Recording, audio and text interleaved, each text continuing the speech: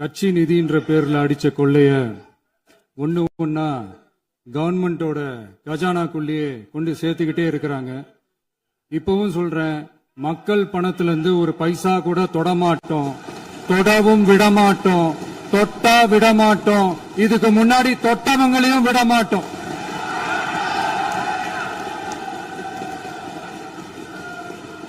ஒவ்வொரு ஊழலா வெளியில வரும் போலே, ஒவ்வொரு வேஷமா கலைஞ்சிரும் போலே, இங்க இருக்கிற நிறைய பேரு நடுங்கி போய் இதுல நம்ம மேல அவதூறு வேற. இப்ப புதுசா ஒரு வெப்பன் ஒண்ணு கொண்டு வந்திருக்காங்க. அது என்ன தெரியுமா? அவங்க தயவால தான் நம்ம ஆட்சி நடக்குதான். மக்கள் தயவால இந்த ஆட்சி நடந்துகிட்டு இருக்கு.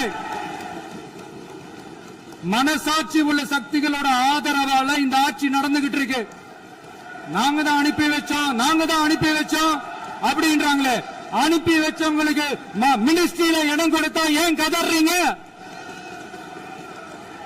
ஏன் இவ்வளவு கோவம்? ஏன் இவ்வளவு கதறல்?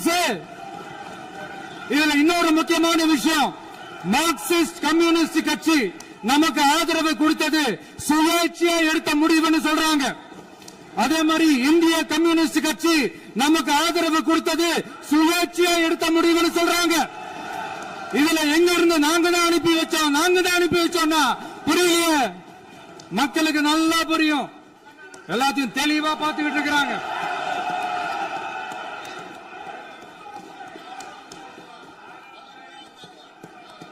முதலமைச்சர் கண்டிப்பா பண்ணலாம். மாண்பு முதலமைச்சர்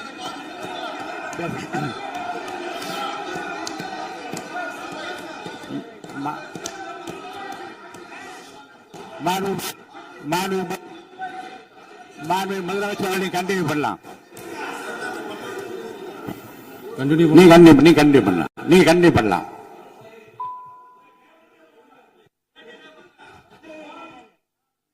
இந்த சமூக நீதி அரசு, சமூக நீதி அரசுன்னு சொல்றவங்களை பார்த்து கேட்கிறேன், நம்ம பட்டியலின சகோதரர்களுக்கு எத்தனை அமைச்சர் பதவி கொடுத்தீங்கன்னு கொஞ்சம் சொல்ல முடியுமா?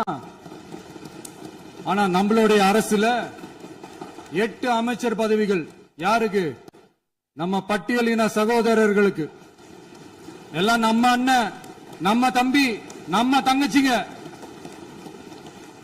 அண்ணல் அம்பேத்கர் அவர்களுடைய கிட்டத்தட்ட 100 ஆண்டு கால கனவு இப்ப நிறைவேறி இருக்கு. நான் ஏன் கொஞ்சம் சவுண்டா பேசுறேன் அப்படின்னா அவங்களுக்கு கேட்கணும்ன்றதுக்காக, தப்பா எடுத்துக்காது.